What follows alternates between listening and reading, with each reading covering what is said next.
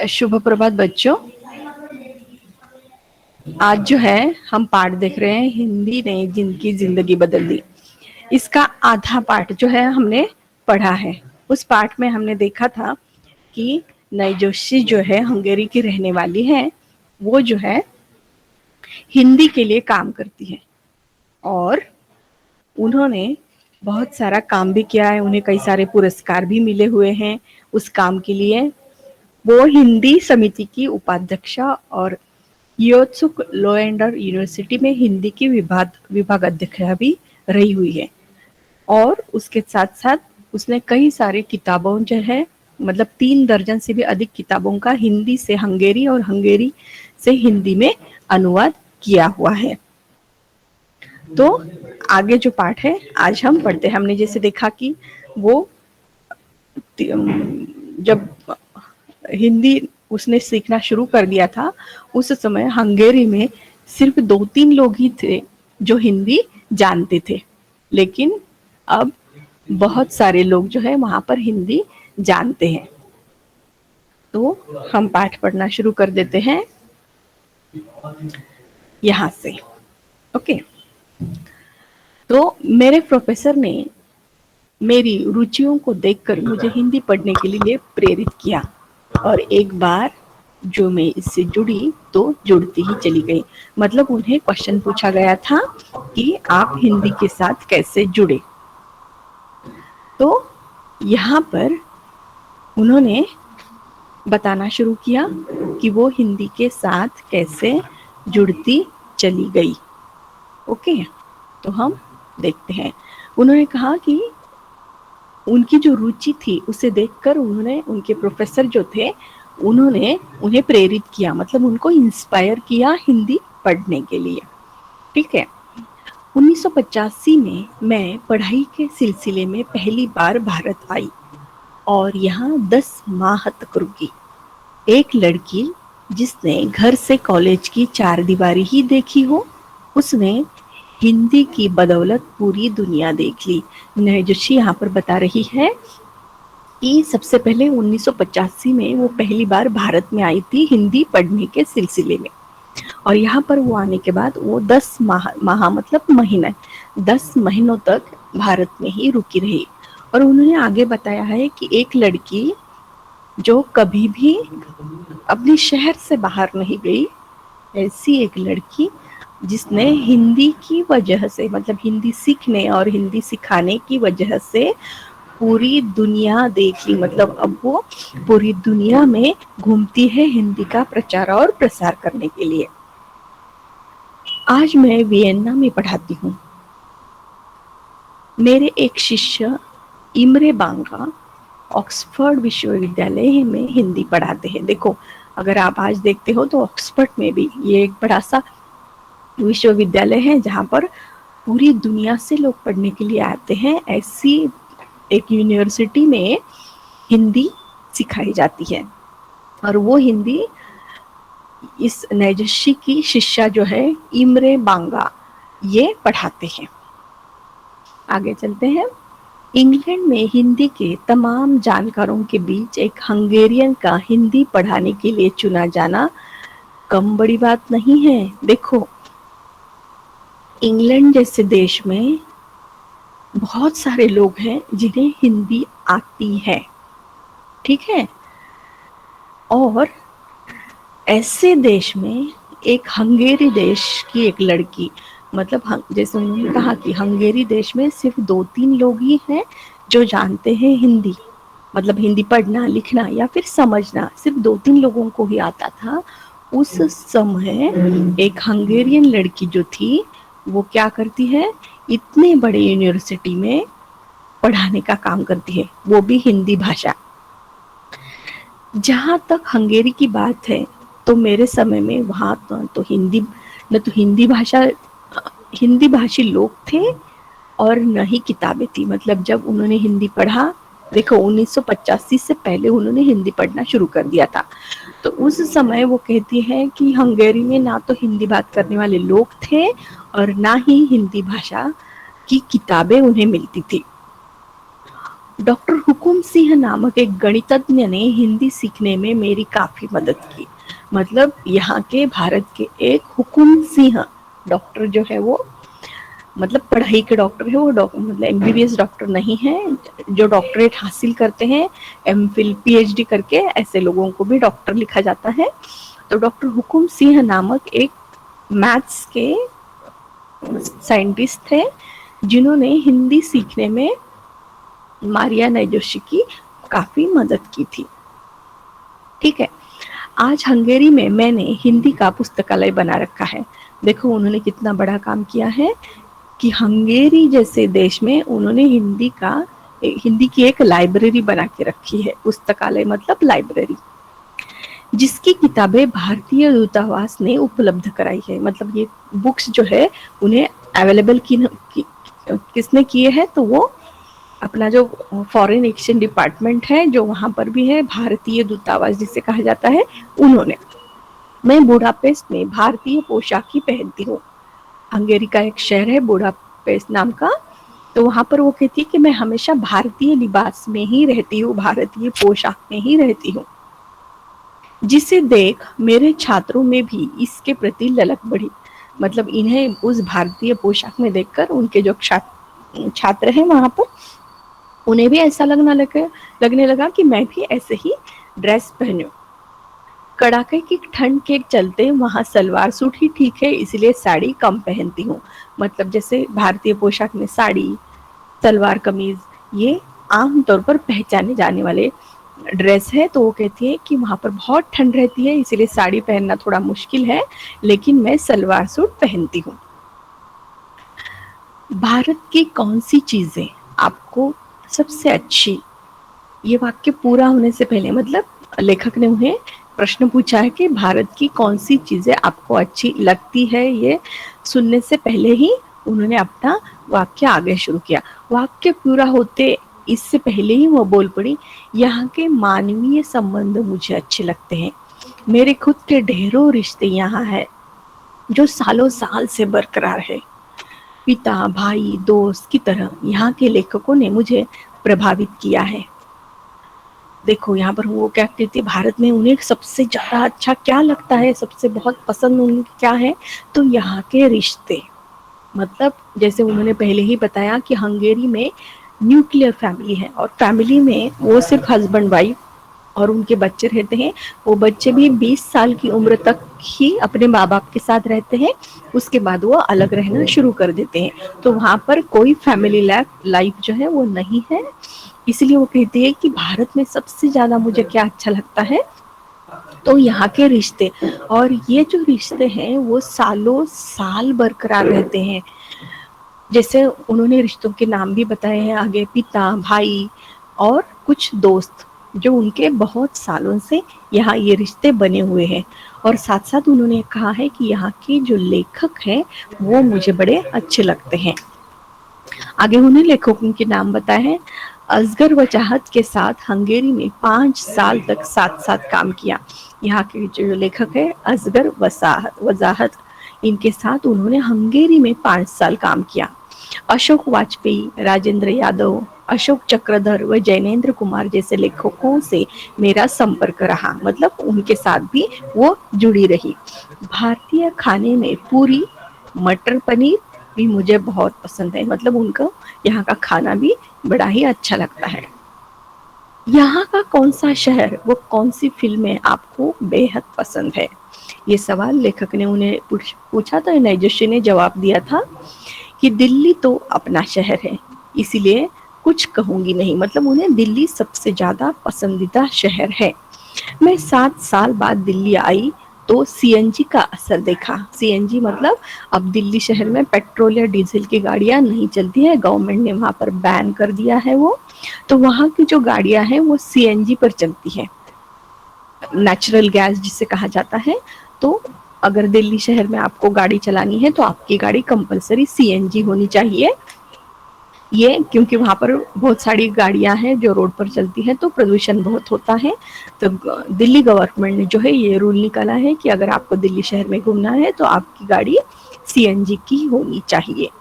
तो इसकी वजह से क्या हुआ, तो यहाँ का प्रदूषण कम हुआ है हरियाली बड़ी है। पौंडीचेरी, मैसूर व उदयपुर भी मुझे काफी पसंद है। सच कहूँ तो यहाँ भीड़ कम है, हवा ज्यादा है, वे शहर मुझे बहुत पसंद आते हैं। वो कहती है कि जहाँ पर शांति हो, लोग बहुत कम हो, ताजी हवा जहाँ हो, ऐसे शहर उन्हें बहुत पसंद आते हैं। देखो दिल्ली बहुत क्राउडेड सिटी है, फिर भी उन्हें सबसे पहले दिल्ली ही पसंद है, क्योंकि वो भारत का कैपिटल है, एक बड़ा सा शहर है। आगे हम देखते हैं। रही फिल्म की बात, तो भारतीय फिल्में हंगेरी में बहुत कम पहुंचती है। मतलब यहाँ की फिल्में हंगेरी में रिलीज नहीं होती है, वहाँ के थिएटरों में नहीं लगती है। वैसे भी पूरे हंगेरी में केवल 500 हिंदुस्तानी हैं। 10 साल पहले तो ये केवल 50 थे। मतलब अब यहाँ पर 500 हिंदुस्तानी पूरे हंगेरी देश में रहते हैं, जो कई साल पहले मतलब 10 साल पहले तक उनकी जनसंख्या कितनी थी, सिर्फ 50 लोग वहां पर रहते थे। मतलब इंडियन 50 लोग, इंडियन सिर्फ 50 लोग जो है हंगेरी में रहते थे, जो अब 500 रहते हैं। जहां तक मेरी बात है तो मुझे फिल्म उमराव जान काफी अच्छी लगी। नसरुद्दीन शाह व शबाना आजमी ने मुझे मतलब एक्टर में उन्हें नसरुद्दीन शाह और शबाना आजमी जो है वो उन्हें बेहद पसंद है। ठीक है, आगे चलते हैं। शायद इसीलिए कि ये कला फिल्मों से जुड़े कलाकार हैं। देखो अपने यहाँ फिल्म जो है 2 कैटेगरी में बटी हुई है। एक तो आर्ट फिल्म, जिसे हम कला फिल्म भी कहते हैं, और दूसरी है कमर्शियल फिल्म, जो आमतौर पर एंटरटेनमेंट के लिए बनाई जाती है। उस फिल्म को हम कमर्शियल फिल्म कहते हैं। और आर्ट फिल्म में जहाँ पर कुछ कलाकृतियां दिखाई जाती हैं उसे कहा जाता है, तो उन्हें ये आर्ट फिल्म, कला फिल्म जो है वो उन्हें अच्छी लगती है। मनोरंजन की जरूर तो इंसान को कभी कभी पड़ती है, पर कला फिल्में जिंदगी का हिस्सा है। आप इनसे मुंह कैसे मोड़ सकते हो। मतलब वो आगे चलकर कहती है क्यों उन्हें पसंद है ये कला फिल्में, तो कहती है कि मनोरंजन तो हर इंसान को जरूरी है, लेकिन ये कला फिल्म जो है वो असल जिंदगी में क्या हो रहा है, असल जिंदगी में कैसा होता है, ये सब दिखाती है, इसीलिए उन्हें वो पसंद है। वो कहती है कि वो देखना जरूरी है, इससे हम मुंह नहीं मोड़ सकते। एक आध बार आप सिर्फ जो मनोरंजन के लिए फिल्में बनती है उससे आप मुंह मोड़ सकते हो, लेकिन कला फिल्म से आप मुंह नहीं मोड़ सकते हो। आगे वो कहती है धर्म और राजनीति के बारे में निर्देशक के ख्याल पूरी तरह से तार्किक है।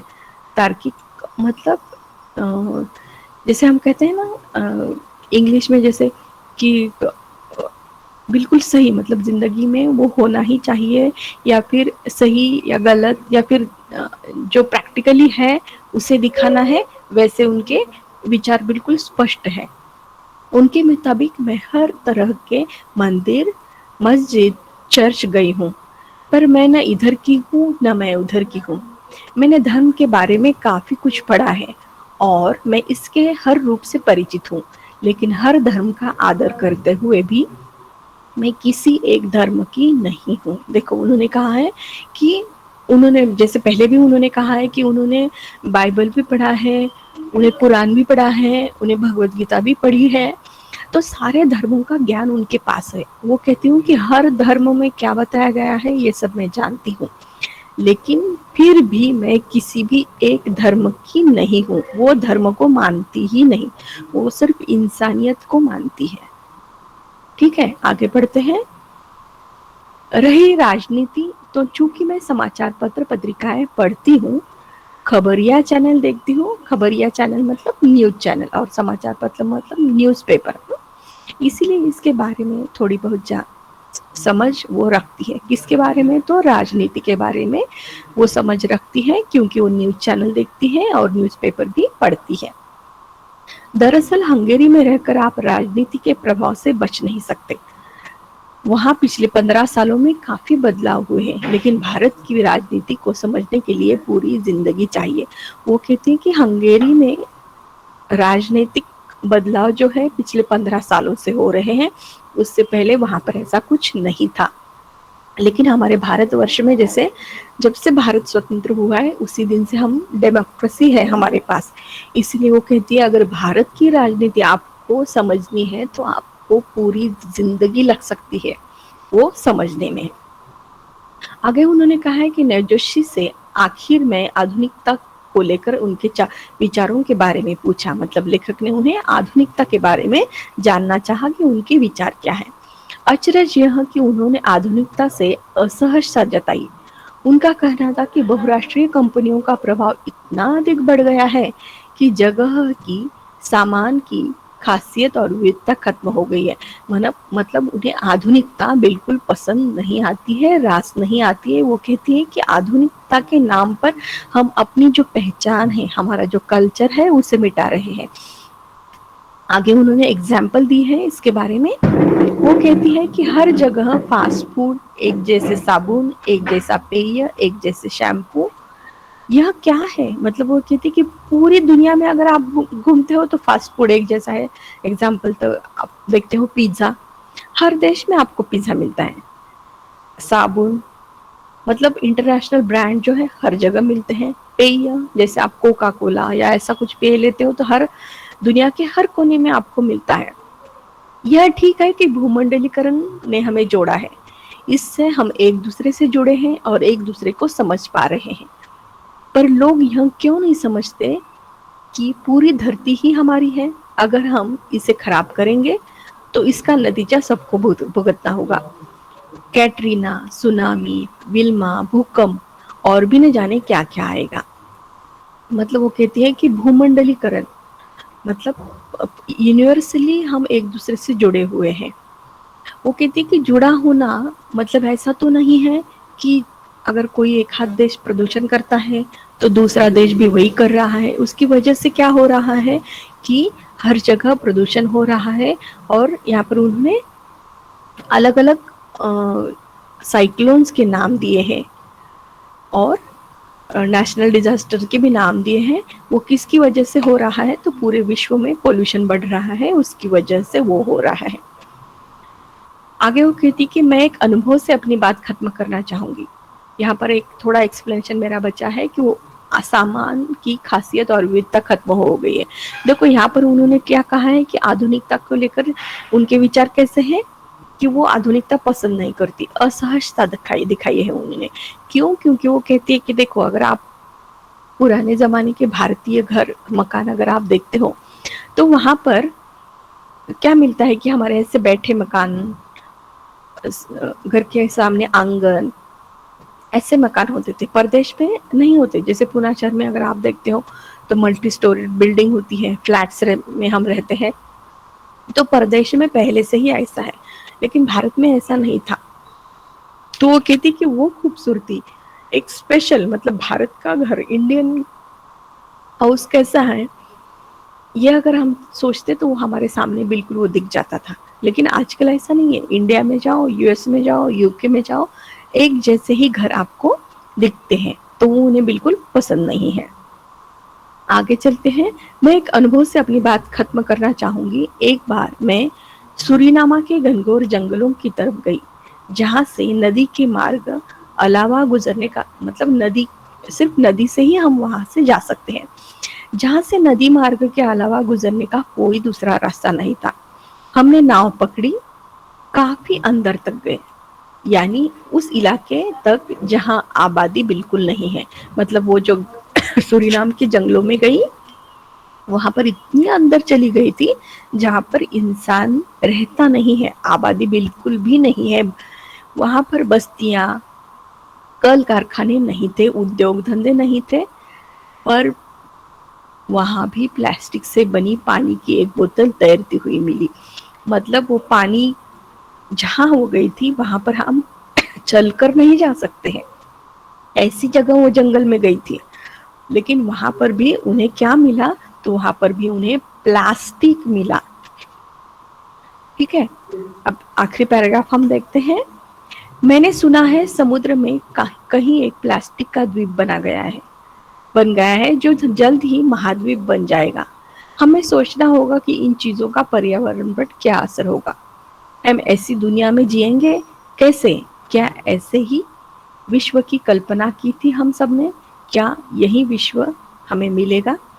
वो आगे चलकर कहती है कि जहाँ वहां पर वो गई थी जहाँ इंसान पहुंचा भी नहीं था, मतलब रहने के लिए, वहां पर कोई कारखाना नहीं था, आबादी नहीं थी, लोगों के घर नहीं थे, वहां पर भी प्लास्टिक पहुंच गया है। आगे वो कहती कि समुंदर में एक बेड जिसे आप कहते हो ऐसा बना हुआ है, वो किस चीज का है, तो वो प्लास्टिक का है। तो इतना सारा प्लास्टिक हम अपने पर्यावरण में छोड़ रहे हैं, जिसका भुगतान हमें आगे चलकर करना ही होगा। तो क्या कहते हैं कि हम ऐसी दुनिया में जिएंगे कैसे जहाँ पर सब प्लास्टिक है? क्या ऐसे ही विश्व की कल्पना की थी हम सब ने? मतलब क्या हमने ऐसा सोचा था कि ये दुनिया ऐसे होगी? तो हमें इसके बारे में सोचना चाहिए, ठीक है? If you like our videos, do share them and subscribe to our channel. If you want awesome quizzes, write to us. Keep watching and keep learning with Walnut.